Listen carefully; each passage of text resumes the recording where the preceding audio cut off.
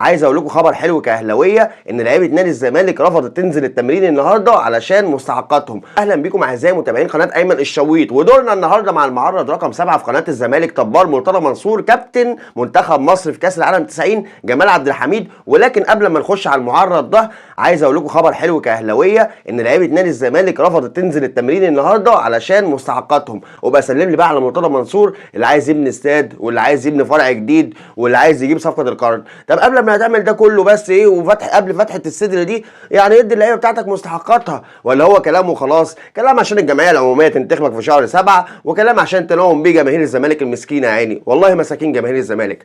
دورنا بقى النهارده مع الكابتن جمال عبد الحميد اللي هو اصلا لاغي دوره نهائيا في كعضو مجلس اداره وماشي ورا مرتضى منصور ومغمى عينيه. كابتن جمال عبد الحميد امبارح قال ان الزمالك خد بطوله جديده النهارده، وهي ان العمال في نادي الزمالك قبضوا مرتباتهم. وكان مين ضيوفه بقى؟ المطبلاتي عبد الشافي باشا صادق، ومعاهم منتصر رفاعي الحراق، ومعاهم ماجد غراب. ده استاذ استاذ استاذ اقسم بالله حرفيا في التطبيل. ماجد غراب ده تاخد منه دروس في التطبيل والتعريص. هقولها تعريص عادي، مش هقولها معرض او تعريض، يعني هقولها تعريص لان هي ما ينفعش تطلع عليها تعريض اصلا. شوفوا ماجد غراب ده بيعمل ازاي او بيقول ايه على قناه الزمالك وبعدين رجعوا لموني.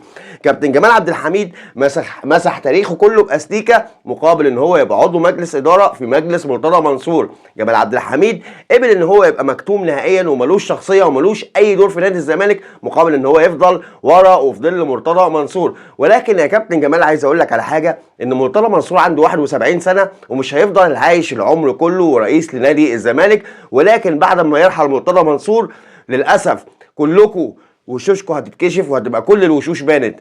للاسف بتضيع تاريخك اللي انت عملته الكروي، لانك فعلا كنت مهاجم جامد. مش فارق عندي ان انت كنت بتلعب في الزمالك، ولكنك فعلا كنت مهاجم جامد. عملت انجازات مع النادي الاهلي وانت بتلعب في الاهلي، وعملت انجازات اكتر وانت بتلعب في نادي الزمالك. اخصى عليك وعلى كل الناس اللي على شاكلتك دي، اللي هم يا دوبك ماسكين الطبله ويا دوبك يطبلوا لمرتضى منصور ومغميين عينيهم. وعاش الملك مرتضى منصور ومات الملك مرتضى منصور. في نهايه الفيديو ما تنساش تعمل لايك للفيديو واشتراك في القناه. سلام عليكم.